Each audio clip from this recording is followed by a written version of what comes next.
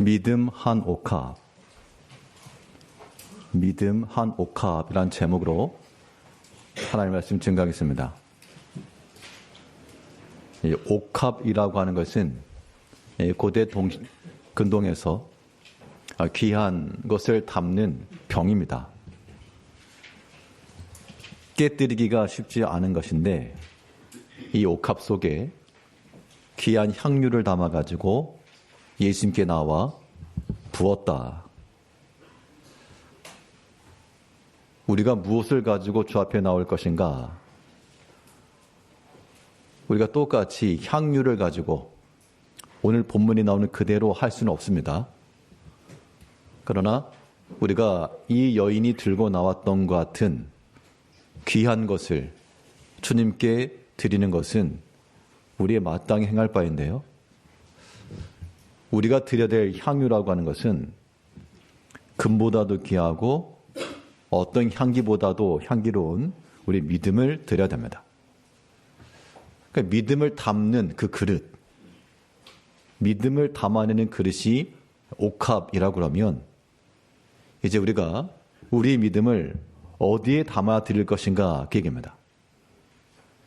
우리가 다들 믿음이 있다라고 말하죠. 믿음이 있다라고 하는데 그 믿음이 담겨진 그 그릇이 있는가? 아니면 뭐 그냥 입으로만 믿음이 있다고 하는가? 오늘 본문에서 이 여인이 귀한 향유를 옥합에 담아 나왔던 것처럼 우리가 주께 드릴 귀한 믿음을 우리가 또한 담을 만한 한 옥합 속에 넣어서 나아가야 되겠는데요. 그러면 우리의 믿음을 어디에 담아 주께 드릴 것인가? 오늘 본 말씀을 통해서 살펴보도록 하겠습니다. 첫 번째로 우리의 믿음을 담을 만한 옥합은 주를 사랑하는 마음입니다. 오늘 본문이 나오는 이 여인이 귀한 향유를 드렸다 그랬거든요. 이 향유가 어떤 거냐? 보통은 당시 나드라고 말하고 히말라야산 고급 향유라 그럽니다. 그럼 값이 얼마냐에 대하여 오늘 본문에는 나오지 않지만 다른 병행 구절들을 보게 되면 300데나리온 이상의 값을 팔아. 당시 한 데나리온이 노동자 하루 품삯이라고 하면 300데나리온이니까 1년치 연봉에 해당하는 겁니다. 뭐 사람마다 다르겠지만 1년치의 연봉을 내가 드린다라고 하는 것, 이거 절대 쉽지 않습니다. 왜냐하면 그 액수가 크기 때문에 그렇죠. 그런데 액수가 커도 큰 것을 주면서도 기뻐할 수 있는 이유는 내가 그 주는 대상이 누구일 때요? 사랑하는 자일 때. 아마 부모님 세대들이 자녀들에게 좋은 걸 물려주실 때요. 아이고 내 자식에게는 더 비싼 거 물려준다. 그렇게 슬퍼하시는 분 아무도 없을 겁니다. 오히려 더 값이 나가고 더 크면 더 아마 흡족한 마음을 지니실 거예요. 왜냐하면 그 자녀들을 아끼고 사랑하기 때문에 그런 겁니다. 우리가 주님께 드리는 것도 마찬가지인데 값진 것을 드린다라고 했을 때 그것을 드릴 수 있는 근거는 주를 사랑하기 때문이에요. 그럼 오늘 본문에 나오는 이 여인은 예수님을 어떻게 알고 사랑했을까? 뭐 전혀 알지도 못하는 생판 남을 이렇게 사랑했을까? 그러지 않죠. 오늘 본문에는 나오지 않지만 이 여인의 이름이 다른 성경에 나옵니다. 이 사람의 이름은 마리아입니다. 베다니 지역에 살고 있는 마리아였는데 이 마리아에게는 형제들이 있었고 그 형제가 누군가?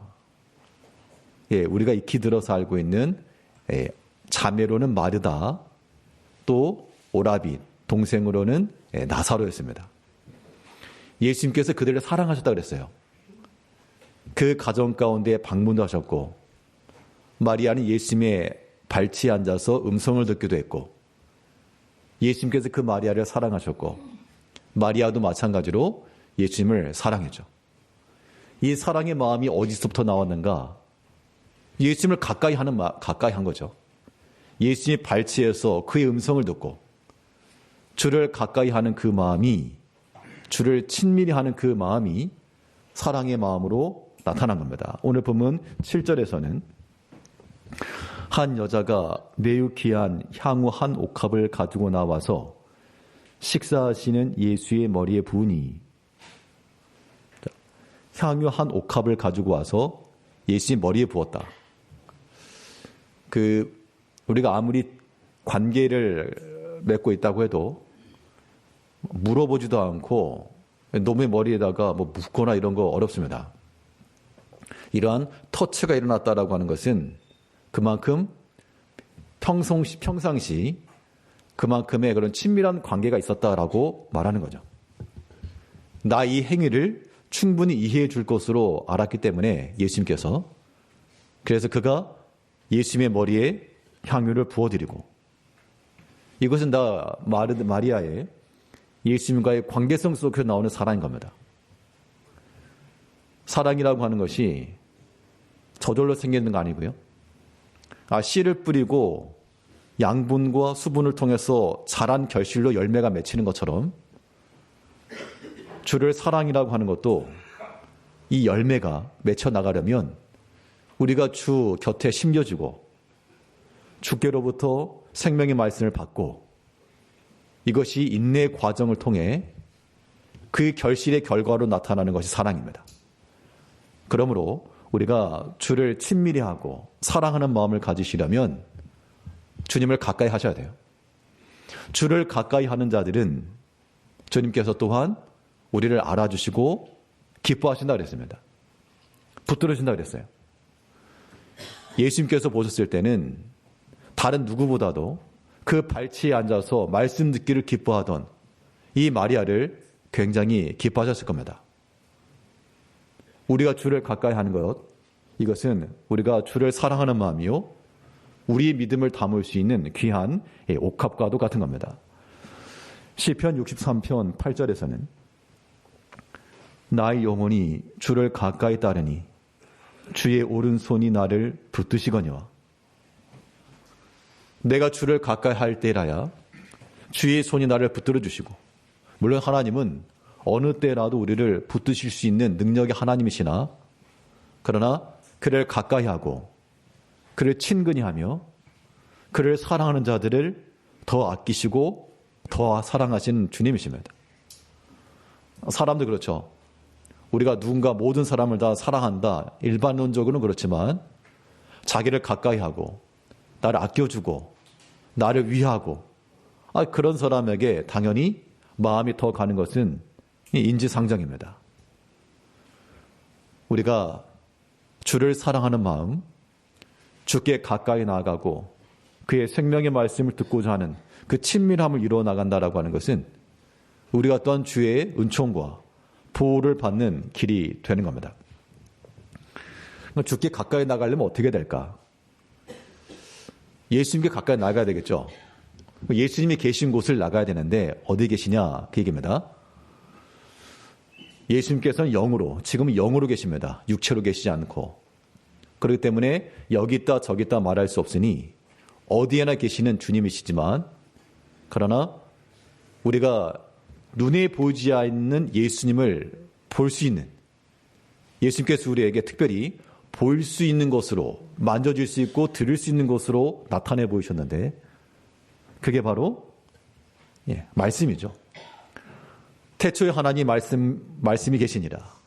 이 말씀이 육신이 돼요. 즉 말씀이 육신이 되어 우리 가운데 임하셨고, 이제 그 육신에 계셨던 예수님은 이제 영으로 계시니 우리에게 남은 것은 말씀이죠. 이 말씀을 가까이 한다는 것은 곧 주를 가까이 하는 것의 증표입니다. 하나님의 말씀을 가까이 하셔야 되겠어요? 그러려면 하나님의 말씀이 선포되는 시간들마다 절대로 열애되지 않는다. 그 시간들마다 나도 참여한다. 그 말씀 나도 듣는다. 오늘 본문에 나온 이 마리아가 예수님의 사랑을 받았던 이유는 뭐 향유를 부어줘가지고 그게 고마워가지고 그게 아니고, 그가 그렇게 주를 아끼고 그의 말씀을 기뻐하고 주의 말씀 드리려고 했던 그것을 주님께서 기뻐하신 거예요. 아무쪼록 우리 모든 성도님께서도 이 세상 살아가시면서 그 어떤 귀한 것보다 주의 말씀 듣는 것을 크게 여기시고 그것을 값진 것을 여기시고 우리가 값으로 매길 수는 없으나 생명의 말씀, 하나님 말씀 들을 수 있는 그 기회 항상 듣는 것 같지만 우리가 지난번에 말씀드렸습니다만 말씀 듣는 시간들을 쭉 따져보면 1년 해봐야 52주 오전 1시간 하면 52시간 오전 오후에도 102시간 100시간이라 해봐야 하루 24시간이니까 일주일 정도 1년을 지나봐야 주일 오전 오후 예배를 다 드려도 1년 중에 일주일 정도입니다. 그 나머지 시간들을 우리가 어떻게 지낼 것인가? 주를 사랑하는 사람들, 주를 가까이 하는 사람들, 시간마다 때마다 시마다 함께하는 거예요. 사랑하는 사람과는 함께하기를 기뻐하는 거죠. 또 함께 모든 일들을 이뤄가는 겁니다. 그의 말 듣기를 기뻐하는 것이고 그의 생각을 확인하기를 즐거워하는 것이고 이제 우리의 믿음을 어디 담을 것인가? 주를 사랑하는 마음속에 우리의 믿음을 담아 주 앞에 부어드려야 될 것인데 주를 항상 가까이 하고 친밀히 여기며 주를 사랑하는 우리 모든 성도님들이 되셔야 됩니다. 그런데 문제는 이렇게 내가 주를 사랑하고 믿음으로 행하려고 하는데 이걸 이제 시기하는 자가 있어요. 시기하는 자. 내가 주님께 가까이 나가고 내가 영으로 살고 하나님 안에서 기뻐하는 이 삶을 시기하는 자가 있는데 그게 누구냐? 우리의 원수 악한 마귀죠. 사탄입니다. 마귀는 그래도 영적 존재이기 때문에 눈에 보이지 않아 여기다 저기다 말할 수 없으나 그러나 온갖 종류의 미혹을 통해 우리로 하여금 넘어지고 주님께 가까이 나가지 못하고 걸려지도록 올무를 놓는 자입니다. 이때 주를 사랑하는 마음을 지닌 사람들은 여러 가지 방해가 있고 어려움이 있어도 이겨내야 됩니다. 주께 나아가는 일, 믿음의 일에 있어서 방해가 되는, 걸림이 되고 장애가 되는 그런 일들을 우리가 뭐라고 부르는가 하면 시험이라고 부르죠. 우리가 주를 사랑하고 믿음의 일을 열심히 하려고 그러는데 이 열심을 가로막고 이것을 냉랭하게 만들고 주저앉게 만드는 이게 다 시험거리인 겁니다. 이 시험이 어디서 나오는가? 그런 시험거리라고 하는 출처는 하나님 주실 리가 없죠. 비록 사람을 통해서 주어지는 거라도 그것은 다 악한 마귀로부터 오는 겁니다. 그러면 우리가 주를 사랑한다 그러면 그런 시험거리가 있을 때 어떻게 되겠습니까? 멈추거나 주저앉는 것이 아니라 이겨내셔야 돼요. 즉 우리가 주를 사랑하는 마음이라고 하는 것은 온갖 시험을 이겨내는 것이 그의 증거인 겁니다. 부모가 자녀를 사랑하니까 직장 생활이나 여러 가지 일들이 고되고 힘들어도 참아내시죠. 그거 아니면 얼마든지 개인 자유로운 선택할 수 있으나 그러나 사랑하는 자녀들을 위하여 가정을 위하여 다 인내하고 참아낸다는 겁니다. 그게 사랑의 증거인 거예요. 우리가 온갖 종류의 시험을 다 참아내는 것, 이거 주를 사랑하는 증거인 줄 알고 시험을 이겨내셔야 됩니다.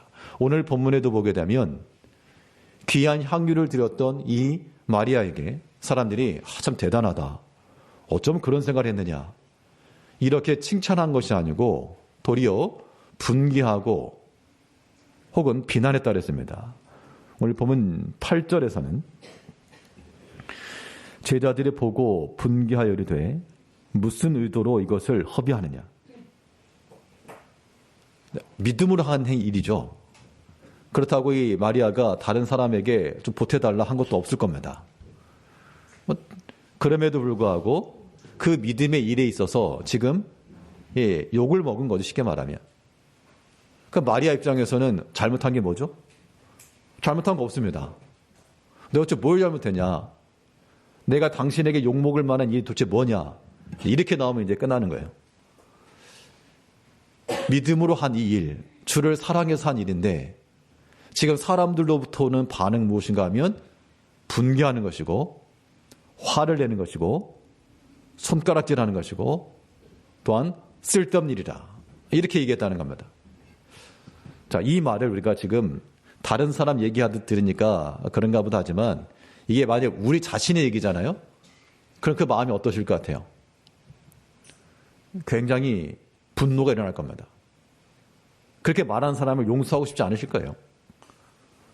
뭐 직접적인 예는 아니라도 여기 무슨 꽃을 해놨다. 그랬더니 오랜만에 정말 좋은 것을 하려고 아껴뒀던 거 돼지 조금만 털어가지고 종을 가지고 해놨는데 그 마음을 보면서 참 귀한 겁니다. 감사합니다 하면 한 사람도 좋고 그 누가 보면서 쓸데없이 저걸 했다고 그렇게 말하게 되면 그 일을 한 사람은 굉장히 속상하실 거예요. 분명히 내 믿음의 의지를 가지고 주를 위하는 마음을 가지고 했는데 내가 칭찬을 받으면 받아야지 왜 비난을 받아야 되는가? 왜 내가 욕을 먹어야 되는가? 그러한 일들이 있을 수 있다는 겁니다. 그럴 때 우리의 반응이 중요한데요. 아마 이 마리아도 굉장히 당혹스러웠을 겁니다. 괴로워했다 그랬어요. 그런데 예수님께서 그걸 알아주신 거죠. 어찌하여 이 여인을 괴롭게 하느냐? 아마 이 마리아도 굉장히 당혹했을 것 같습니다. 식사하는 중에 머리 부었다 그랬죠. 유대인의 식사법은 이렇게 비스듬히 누워서 먹는 거라 그럽니다. 그러면 당연히 식사 중에 갑자기 들어와서 일했으니 그 일에 대해서 비난과 욕을 받을 때 참 마음에 괴로움이 있고 그러나 주님께서 이 일에 대해서 다른 제자들처럼 책망하신 것이 아니고 칭찬해 주셨죠. 잘했다. 좋은 일 했다. 이 여인은 그런 사람들이 그런 말 할 거 모르지 않았을 겁니다. 당연히 값이 얼마인데 이거 깨뜨리면 그런 걸 하느냐고 말하는 사람도 있을 것이다. 충분히 예상도 할 수 있었겠으나 그런 것 때문에 멈추지 않고 감당한 거예요. 또 제자들의 분개함과 이것이 있어서도 핑 털어져 가지고 돌아간 게 아니고 그 자리를 끝까지 지켰다는 겁니다. 즉 우리가 주를 사랑함이라고 하는 것은 무엇을 통해 확증되는가 하면 온갖 시험이 있을 때 그 시험을 잘 참아내는 거예요. 그게 하나님 사랑의 증거라는 겁니다. 그 인내 속에 우리 믿음을 담을 때 향유를 담은 한 옥합과도 같이 우리의 믿음을 담는 그러한 옥합이 되는 겁니다.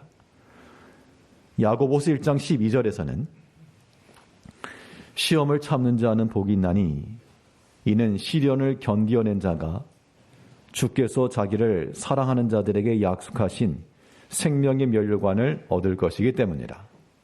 자, 여기서 시험을 참는 자라고 하는 말과 주께서 자기를 사랑하는 자들, 주께서 자기를 사랑하는 자라고 하는 것은 결국 시험을 참는 자들이죠. 시련을 견뎌내는 자들입니다. 시험을 참고 잘 견뎌내는 자들은 주를 사랑하는 자라라고 지금 이렇게 인정해 주시는 겁니다. 우리가 믿음의 일을 이루어 나갈 때 때로 사람들이 잘한다, 칭찬과 격려와 환영과 그런 말을 우리가 기대하지만 실상으로는 그렇지 않을 때가 많습니다. 또 사람의 생각이 달라가지고요. 어떤 사람은 허용되는 거지만 또 어떤 사람은 허용할 수 없는 그런 것도 있을 수 있다는 겁니다. 그럴 때 우리가 사람으로부터 받는 온갖 종류의 판단이 있기 마련인데요. 좋은 말 들으면 사람이 기분이 좋고 안 좋은 말 들으면 의기소침해지죠. 그럴지라도 그런 시험이 있을 때 우리가 끝까지 잘 참아내야 되겠습니다. 자, 시험을 참는다라고 하는 것은 주께서 우리에게 맡기신 일들이 중단돼서는 안 된다는 뜻입니다. 계속 이루어져야 돼요. 우리가 나를 위해서 일하는 게 아니죠. 믿음의 일이라고 하는 것은 어디까지나 주를 위한 일이요. 주 앞에서의 수고입니다. 어려움이 있다고 해서 우리 쉽게 그만둘 수 없어요. 사명감과 책임감을 가지고 잘 감당해내는 것. 이것이 칭찬받는 길이 되는 겁니다. 사람도 마찬가지예요. 누군가 비난받고 책망받으면서도 꿋꿋하게 해내는 사람을 보게 되면 참 대견하죠. 속으로 응원을 보내게 됩니다. 우리 주님께서도 분명 우리의 모든 걸 다 아시고 여러 가지 어려움 중에라도 시험을 다 참아내고 까닭 없이 사람들이 내게 분노하고 내가 특별히 잘못한 것이 없음에도 불구하고 욕먹을 것이 없음에도 불구하고 오해에서 비롯된 혹은 시기에서 비롯된 그런 분노함과 책망이 있을지라도 사람의 마음을 조금 우리가 누그러뜨리고요. 좀 다스릴 줄 알고 그래서 기도하는 게 필요한 겁니다. 하나 앞에서. 사무엘의 어머니였던 한나는 그가 자녀가 없는 그것 때문에 괴로워하고 있었는데 아무튼 제사로 올라갔다가 격동함을 받았죠. 그 속상한 마음 때문에 집으로 그냥 휙 돌아간 게 아니고요. 하나님의 전 앞에 나가 하나님 앞에 자신의 마음을 토로하며 여러 가지 시험 중에 하나님 앞에 아뢰면서 참아낸 겁니다. 하나님께 토한 거예요. 우리의 시험이 있을 때 우리가 사람으로 반응하지 마시고요. 하나님 앞에서 우리의 모든 아픈 마음들을 다 토하면 하나님께서 이해해 주시고 또 알아주시고 그래도 끝까지 믿음 가운데 거하는 우리를 하나님께서 위로해 주실 것을 믿으시고 모든 시험 중에서라도 잘 참아내면서 그게 주를 사랑하는 마음, 그 주를 사랑하는 마음 속에 우리의 귀한 믿음의 향유를 담아 주 앞에 부어드릴 수 있는 복된 우리 모든 성도님들이 다 되시길 바랍니다. 둘째로 또 우리 믿음을 어디에 담아서 지켜 드릴 것인가? 우리가 담을 만한 그릇은 주의 은혜를 아는 마음입니다. 주께서 내게 베푸신 그 은혜를 알 때 거기에 이제 어떤 마음이 나오겠어요? 내가 누군가로부터 은혜를 받았다? 고마운 거죠. 그 고마운 마음이 우리를 하여금 값진 것이라도 능히 베푸는 겁니다. 즉 주의 은혜를 안다라고 하는 것은 감사를 잊지 않는다는 뜻이에요. 오늘 본문의 내용은 이 요한복음의 내용과 조금 연결시켜서 볼 필요가 있는데요. 요한복음 12장 1절 말씀에서 6월절 엿새 전에 예수께서 베다니에 이르시니 이곳은 예수께서 죽은 자 가운데에서 살리신 나사로가 있는 곳이라. 요한복음 12장 1절 성경을 한번 찾아보시겠습니까? 요한복음 12장 그 밑에 구절까지 한번 같이 보려고 하는데요. 요한복음 12장 1절부터 내용은 예수님께 향유를 부었던 이 여인에 관한 기록인데 마태복음에는 나오지 않는 그러한 보충적 설명이 나오고 있습니다.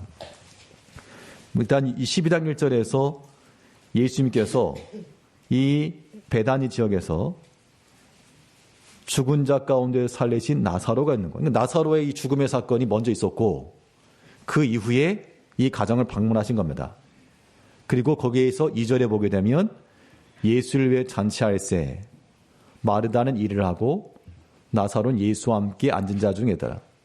즉 나사로도 지금 살아있는 상태고요.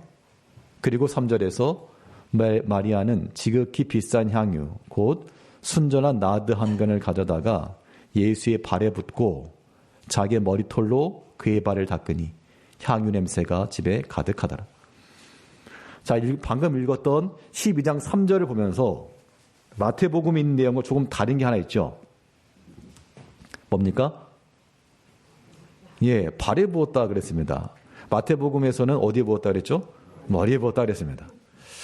그 옥합을 깨뜨렸다라고 말할 때 한번 상상해 보세요. 꽃병이 있고 꽃병에 물이 들어 있습니다. 그럼 내가 무엇인가를 붓는다라고 하는 것은 꽃병을 와장창 깨뜨리는 건 아니죠. 만약에 와장창 깼다 그러면 다 쏟아지는 겁니다. 옥합을 깼다라고 하는 것도 그 자체가 깨지기도 쉽지 않지만 따르는 그 입구, 밀봉된 입구를 이렇게 깼다라고 보는 것이 합당합니다. 그러니까 부었는데 머리에 부었다 그랬고 발에 부었다 그랬으면 또 어디다 부었냐? 우리가 당연히 두 가지 다 맞다고 봐야죠. 예수님의 머리만 부은 게 아닐 겁니다. 머리에 붓고 또 그의 발에도 부었는데 지금 이 요한복음에서는 특별히 무엇을 말해주고 있는가 하면 발에 붓고 또 뭘 했다 그랬죠? 머리털로 닦아주었다 이렇게 말했습니다.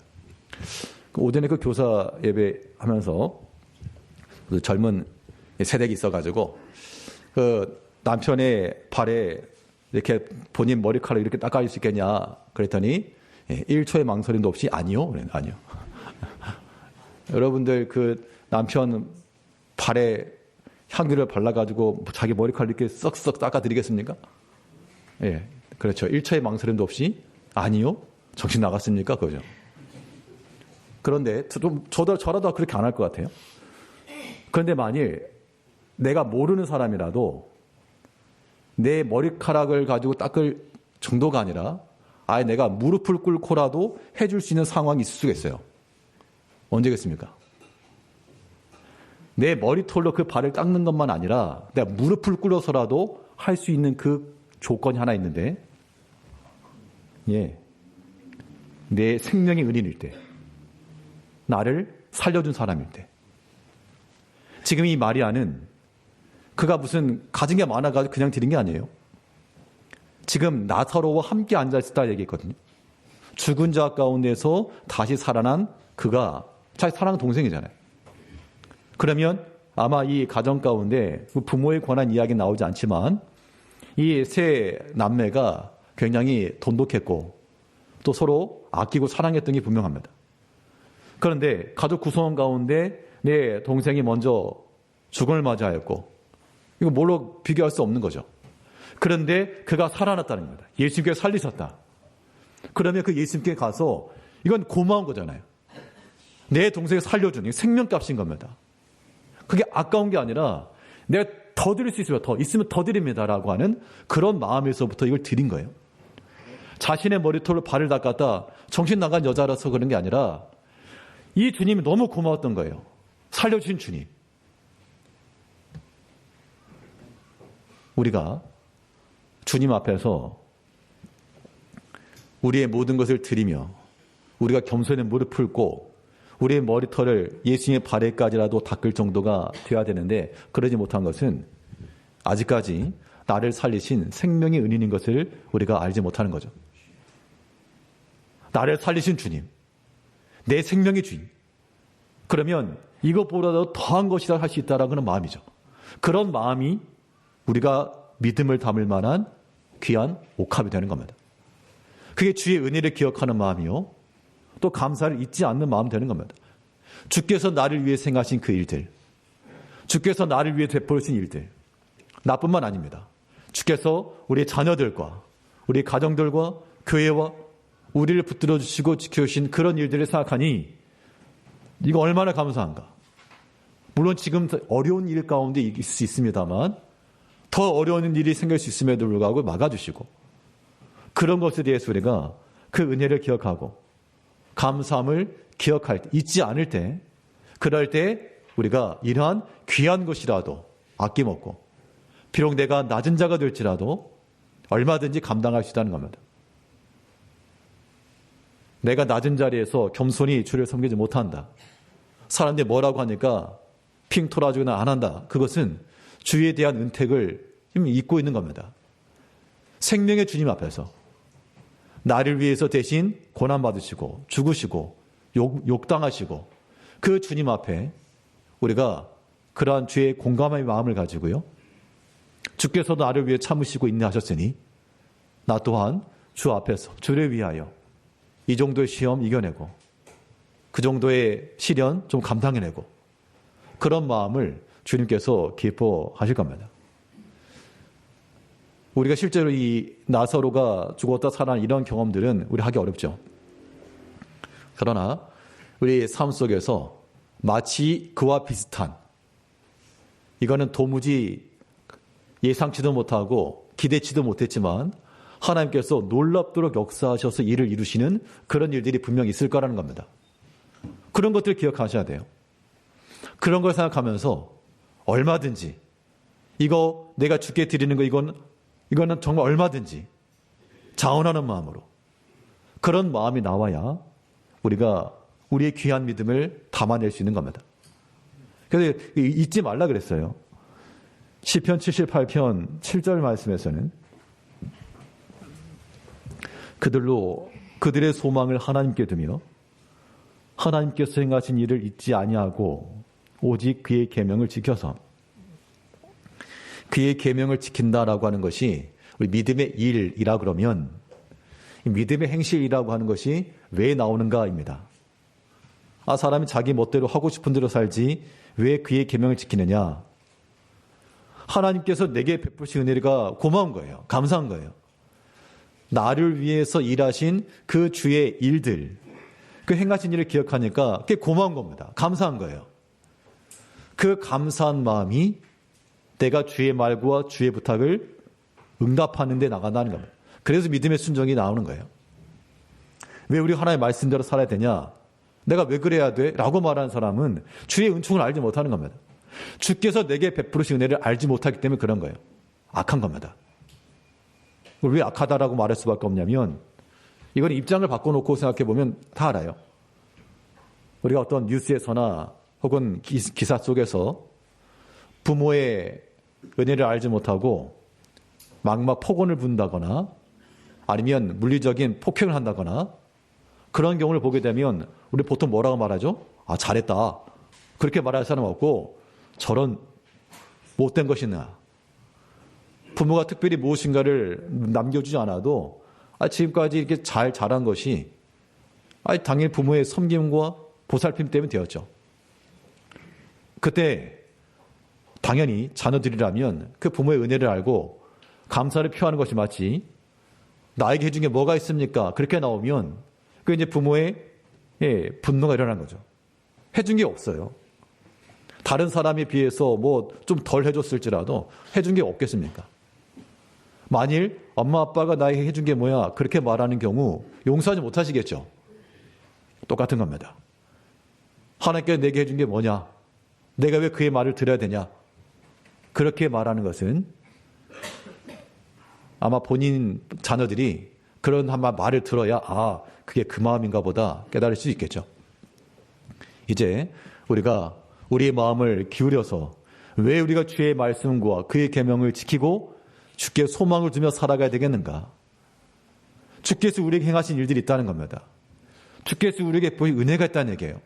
그걸 생각하니까 주께서 우리에게 당부하시고 부탁하시고 명하시고 때로는 금하신 일들을 우리가 외면할 수 없고 모른 척할 수 없고 그것을 지켜 행한다는 겁니다. 이것이 곧 우리가 담을 수 있는 좋은 그릇이죠. 그의 은혜를 기억하는 것, 그 은혜에 대한 기억과 하나님 앞에 감사함이 우리의 믿음을 담는 그릇 되는 겁니다. 그러면 예전에 이렇게 살려줬으니 감사합니다. 입으로만 하는 거 아니에요. 입으로만 감사합니다. 그렇게 그치지 않았고 실제로 이 마리아는 가장 귀한 것을 드렸죠. 즉 우리가 주의 은혜를 안다라고 하는 것은 입으로만 하는 거 아닙니다. 아마 입으로만 말하는 사람들 아마 안 한 사람보다 더 비난을 받을 거예요. 잘 말이라도 안 하면 그냥 사람이 모르는가 보다 하겠는데 말로는 고맙습니다. 감사합니다. 내 은혜를 갚아야죠. 밥 한 끼 사겠습니다. 말만 하고 그런 표현이 없다 그러면 저 사람 진성성이 없구나. 저 사람 진짜 감사하는 게 아니구나. 그렇게 생각할 겁니다. 뭔가 대가를 바래서가 아니에요. 뭔가를 가져와라. 그게 아닌 겁니다. 우리가 단순한 입으로서만 말로서만 아니라 그의 은혜를 기억하였다 그러면 감사를 잊지 않았다 그러면 이제는 주께 보답하기를 힘써야 됩니다. 주께 보답하는 자가 되어야 돼요.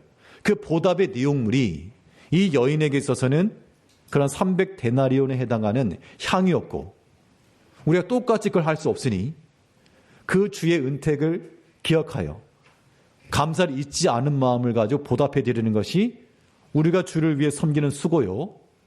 주를 위해 힘써 행하는 모든 믿음의 일들인 겁니다. 이런 믿음의 일들이 우리 가운데 있어야 됩니다. 자, 이 마리아는 예수님을 사랑하는 마음으로 향유를 부어드렸는데 이것이 결국 어떤 일이 되었는가? 예수님의 무엇을 준비하는 일이 되었다 그랬습니까? 장례를 위한 일이 되었다. 그렇게 말하고 있습니다. 이것은 그의 믿음의 행위가 예수님의 장례를 준비하는 예수님께 드려지는 귀한 예물이 된 거예요. 우리 마태복음 본문 12절 말씀에서는 이 여자가 내 몸에 이 향유를 부은 것은 내 장례를 위하여 함이니라. 자, 이게 이 마리아는 이제 며칠 뒤면 예수님 죽으시고 십자가에 달려 돌아가시고 무덤에 들어가는데 3일 만에 다시 나오실 거야. 그걸 생각하고 이렇게 한 일은 아니에요. 예수님이 죽으실 거라고 생각도 못했다는 겁니다. 그건 예수님이 제자를 마찬가지입니다. 예수님께서 지금 예루살렘 들어가실 때 분명히 인자가 고난받을 것이다. 십자가에 잡히고 팔려갈 것이라 말했지만 제자들은 그렇게 생각하지 않고 도중에 서로 싸웠죠. 누가 더 크냐. 또 세베대의 어머니는 와가지고 말하기를 이제 예수님께서 오시면 우리 두 아들 하나는 우편에 좌편에 앉게 해주세요. 예수님께서 권세를 얻고 무언가 그 왕권을 회복할 것을 생각했다는 겁니다. 예수님께서 십자가 죽을 걸 생각을 못했던 거예요. 당연히 마리아도 예수님께서 십자가 죽으시고 이것을 위해서 내가 향유를 드려야지, 장례를 위해서 드려야지, 그런 마음을 드린 건 아닌데 예수님께서 그것을 그렇게 평가해 주신 거죠. 마리아는 분명 알지 못하고 자기 믿음을 들여서 주를 사랑하는 마음을 드렸을 뿐인데 이것이 그렇게 쓰임 받았다는 겁니다. 이게 복된 거예요. 우리가 믿음의 일도 하는 것도 마찬가지입니다. 때로 누군가에 대해서 마음을 쓰고 그냥 선한 마음으로 도와주려는 마음으로 무엇이 하나 행동했을 뿐인데 이것이 그 사람에게는 굉장히 큰 의미가 있을 수가 있는 거예요. 그런 경우 굉장히 많습니다. 어떤 사람이 굉장히 낭망에 빠져가지고 이제 삶의 의욕을 다 잃고 그러한 어려움의 때가 있을 때 어떤 한 사람이 간단한 말 한마디를 건네고 따뜻한 차 한 잔을 건네면서 해준 그 말이 그에게는 소망이 되어서 다시금 생명을 이어나가는 그런 계기가 되었다 그러면 내가 그냥 차 한 잔 대접해주고 말해준 거는 저 사람 지금 안 좋은 걸 할 거니 안 좋은 상태이기 때문에 내가 살려줘야지 그런 거 아니었지만 그 믿음의 선한 행위가 어떻게 보면 작은 행위죠. 그 누군가에게는 큰 의미가 될 수 있다는 겁니다. 그런 의미에서 우리가 믿음으로 행하는 것은 참 중요하고요. 우리가 주 앞에 내가 주께 무엇을 드릴 것인가, 내가 행하는 것은 비록 작을지라도 이것이 큰 의미가 될 수 있음을 우리가 기억해야 됩니다. 그 새벽 같은 경우에도 새벽 예배에 만일 누군가 힘써 나온다. 오랫동안 기도하던 그런 분들이 나오는 것은 그것도 쉬운 일은 아닙니다만 그런 분들보다도 이제 얼마 교회에 나오지 않은 초신자가 또 믿음 안에서 힘써 새벽에 힘써 기도하러 나오게 되면 본인은 그냥 자기가 나온 거지만 그걸 보는 사람들 입장에서는 어떤 마음이겠어요? 참 대단하다. 혹은 처음 나온 초신자 저러는데 내가 이렇게 가만히 있으면 참 안 되겠다. 그런 마음을 갖겠죠. 물론 그 사람은 우리에게 그런 마음을 가지라고 한 건 아닌데 그런 행위가 우리 누군가의 그런 의미까지 연결된다는 겁니다.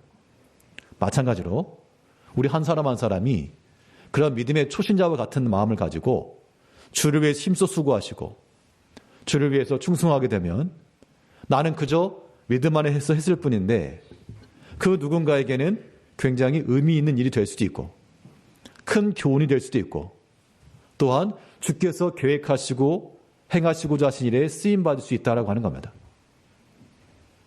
그런 의미에서 우리가 주께 보답하는 마음을 가지고 주께 드리기 힘쓰셔야 돼요. 사용하시는 이는 하나님.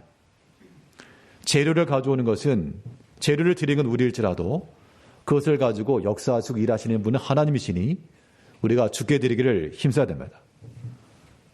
주께서 우리에게 베푸신 은혜를 잊지 않고 주 앞에 나가는 것, 이것은 우리의 찬송의 삶과도 연결되는 거예요.